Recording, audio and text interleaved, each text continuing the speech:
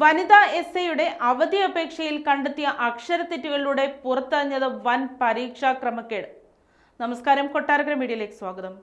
രാജസ്ഥാൻ പോലീസിലെ എസ്ഐ എഴുതിയ അവധി അപേക്ഷയിൽ നിറയെ അക്ഷരത്തെറ്റുകൾ കണ്ടെത്തിയതോടെ ഉയർന്ന സംശയവും ഇതിന് പിന്നാലെ സ്പെഷ്യൽ ഓപ്പറേഷൻസ് നടത്തിയ അന്വേഷണവുമാണ് 2021 നടന്ന എസ്ഐ റിക്രൂട്ട്മെന്റ് പരീക്ഷയിലെ കോപ്പിയടി പുറത്തെത്തിച്ചത്.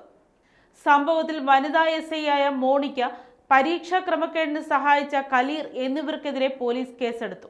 കലീറിനെ പോലീസ് അറസ്റ്റ് ചെയ്തെങ്കിലും ജയ്പൂർ പോലീസ് അക്കാദമിയിൽ പരിശീലനത്തിലായിരുന്ന എസ്ഐ മോണിക്ക പിന്നീട് ഒളിവിൽ പോയി. കഴിഞ്ഞ വർഷം മോണിക്ക സമർപ്പിച്ച ഒരു അവധി അപേക്ഷയാണ് പരീക്ഷാ ക്രമക്കേട് കണ്ടെത്തുന്നതിൽ നിർണായകമായത്. 2024 ജൂൺ 5 തീയതി മുതൽ ജൂലൈ 2 തീയതി വരെ മോണിക്ക മെഡിക്കൽ അവധിയിലായിരുന്നു. എന്നാൽ അവധിക്ക് ആവശ്യമായ മെഡിക്കൽ രേഖകൾ ഇവർക്ക് സമർപ്പിക്കാനായില്ല.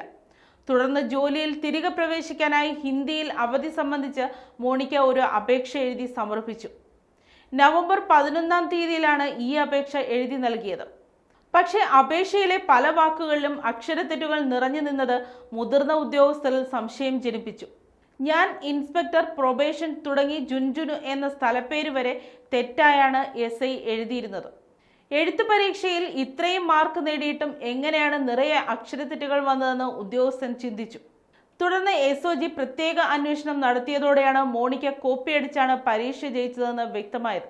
ചോദ്യം ചെയ്യലിൽ മോണിക്ക കുറ്റം സമ്മതിക്കുകയും ചെയ്തു. 2021 സെപ്റ്റംബറിൽ അജ്മീറിൽ നടന്ന പരീക്ഷയ്ക്കിടെ ബ്ലൂടൂത്ത് ഉപകരണം ഉപയോഗിച്ചാണ് മോണിക്ക കോപ്പിയടിച്ചത്. പൗരവ് കലീർ എന്നയാളാണ് ഉത്തരങ്ങൾ നൽകിയതെന്നും ഇതിനായി 15 ലക്ഷം രൂപ നൽകിയെന്നും ഇവർ മൊഴി നൽകിയിരുന്നു.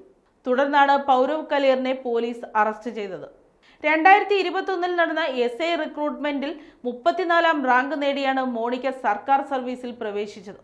ഹിന്ദി പേപ്പറിൽ മോണിക്കയ്ക്ക് 200-ൽ 184 മാർക്കും പൊതുവിജ്ഞാനത്തിൽ 200-ൽ 161 മാർക്കും ഉണ്ടായിരുന്നു.